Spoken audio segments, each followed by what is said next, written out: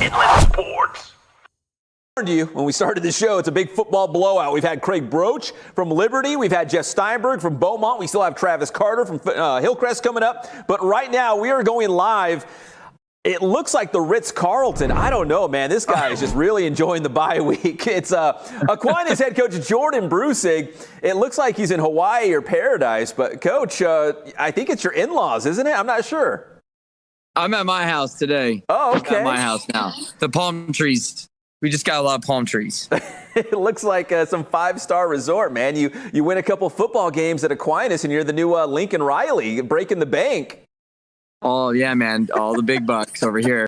Well, Coach, listen, huge win, obviously, against Etiwanda in that Week 0 contest. 28-21 was that final score. What did you like from your team beating a very good and well-coached Etiwanda side? Oh, man, we played such a good first half.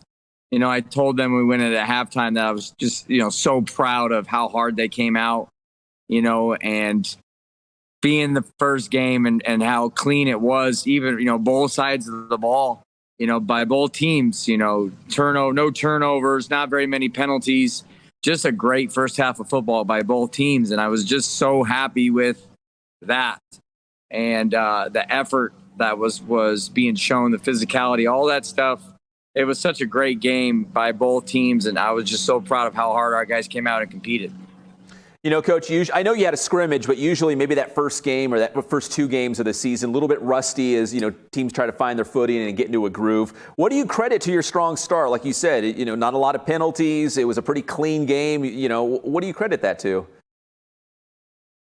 We have a great group of seniors, starting with Dre and, working the way down the list through those guys. And, this year, hold on a second. The assistant head coach is calling me. Oh, come on. Isn't he watching the Inland Sports Show right now? Oh, I think we lost Coach Brusig.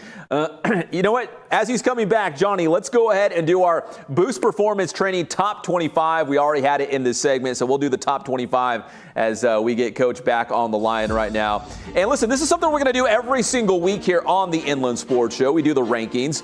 And the way we do it is, again, I had some people hit me up on social media like, hey, what's your coverage area? And every 2 or 3 years, we have to remind people. In the south, it's Temecula. In the north, it's Fontana, San Bernardino, but we actually go up, we'll do Rim of the World and Big Bear as well. To the east, it's like Beaumont and Banning, and to the west, it's basically the 15 freeway. So we do like Fontana and right down the line, Eastvale, Norco, Corona, all the way down to Elsinore and Temescal Canyon down there as well. So here's our Boost Top 25. Centennial checked in with a huge win against Santiago. They are 1-0. Norco, Murrieta Valley, Cajon, they will all make their season debut this week in week number 1. Aquinas, the Falcons, we had to move them up, man. Big win against Etiwanda. They are 1-0 on a bye week this week, followed by Roosevelt. The Jack had a nice win at Redlands East Valley. Vista, Murrieta, Citrus Valley, and Beaumont round out the top 10. Couple teams on the other side, keep an eye on. Summit looks very, very good. Well coached, and they got some ballers over there. And Ramona, man, this could be a special season for the Rams. No big secret. They got a lot of returning guys, including their quarterback and running back. They're going to be good. And also a little bit farther down the list, cracking our top 25, Vista del Lago and Paloma Valley. So congrats to the Ravens and the Wildcats. They are in the top 25. So again, our Boost Performance Top 25 poll, we'll do it each and every week here on the Inland Sports Show. It's always fun. Always controversial. You guys get fired up about it, so we keep doing it. And we got Coach Brusig back on the line. And Coach, I see you turned your video. Can you turn it sideways again and see if the video rotates so we can try to fill up the screen? Let's go ahead and turn it one more time and see. Oh, there it goes. There we go. He got it. Okay, so we gotta put your assistant coach on blast. Who's trying to call you during the show? Coach Agno. Oh, that's my boy. I know.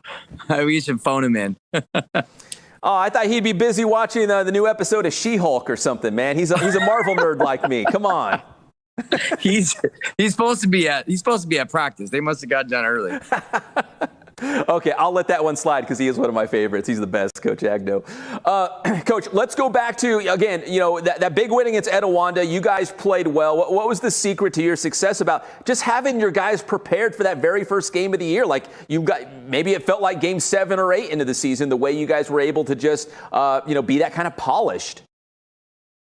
Yeah, like I said, the seniors, starting with Dre, a lot of leadership, a lot of pride from those guys. And we have a couple juniors, Miles Markham, and we have a sophomore captain, a junior captain, and 3 senior captains.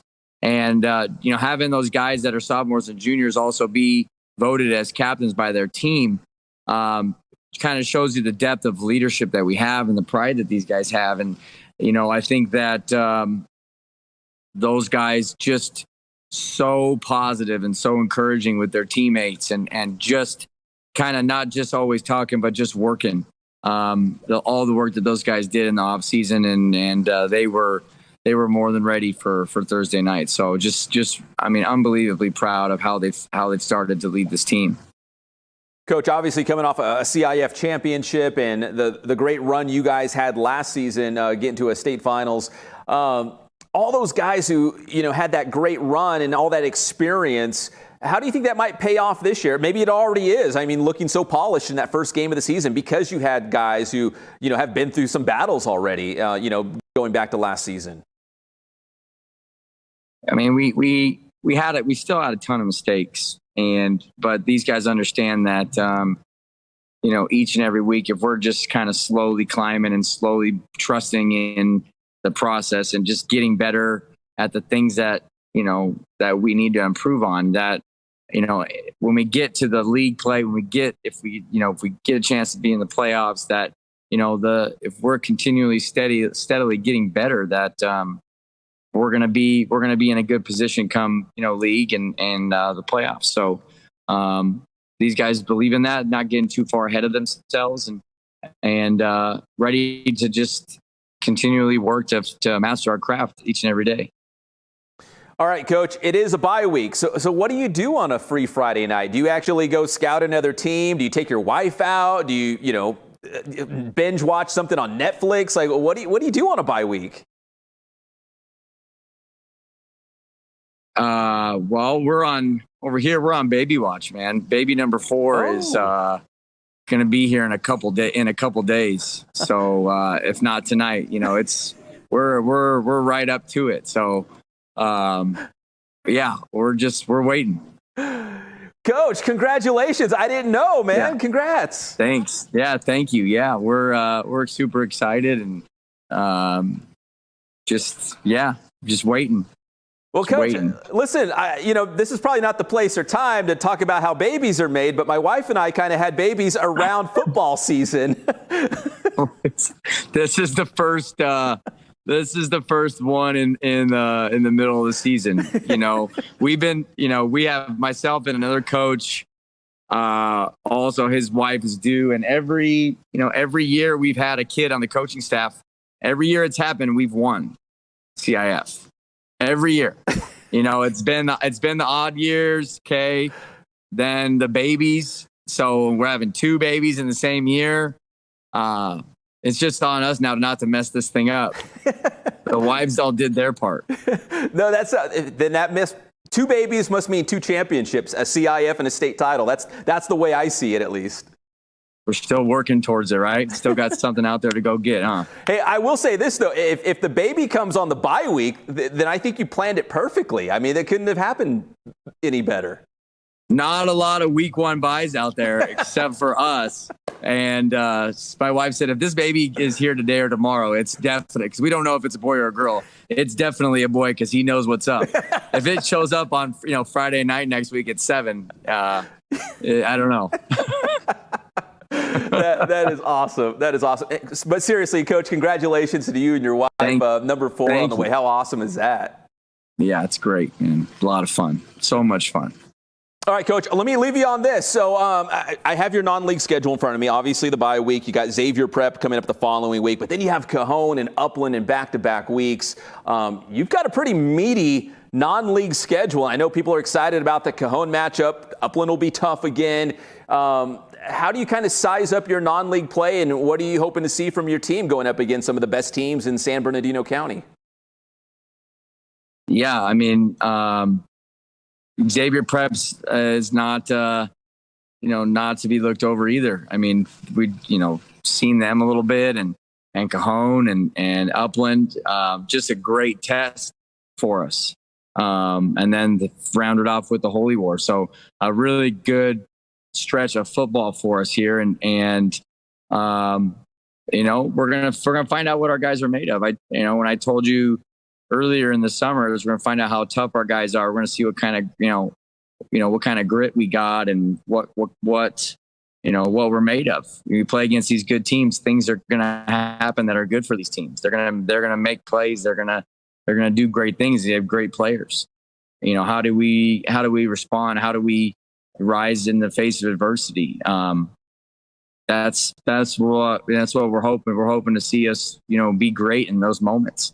And if we can, then I like our chances if we can do those things. So it's going to be a lot of fun. We're really excited about the Xavier Prep game, getting another home game. We're excited about going to Cajon, just down the street, for the first time.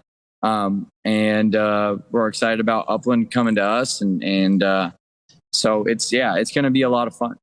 Yeah, it's a great non-league schedule. A lot of great matchups there. Coach, listen, I always appreciate the time, and maybe the next time we talk or I see you on the sidelines, you might be a family of 6. You probably will be a family of 6. Oh, for sure, dude. We will be. And looking forward to you meeting the little one. Guaranteed, man. I will be on the Aquinas sideline soon. Coach Brusig, always appreciate. Congratulations to you and your wife. And I'm sure you have the bags packed to run to the hospital at a, maybe the baby's going to call an audible. Maybe it'll be tonight, right after the show. Who knows? It could be right now, Pep. She could already be gone. I don't even know. I'm just out here in the backyard. Everybody could be gone. We better let you go. Coach, listen, always appreciate it. Best of luck, and we'll see you again soon. Thanks, Pep. Appreciate you, dude. Yes, sir. That is head coach Jordan Brusig of the Aquinas Falcons here on the Inland Sports Show. Congrats to him and his wife. Brusig, baby number 4 on the way. Inland Sports.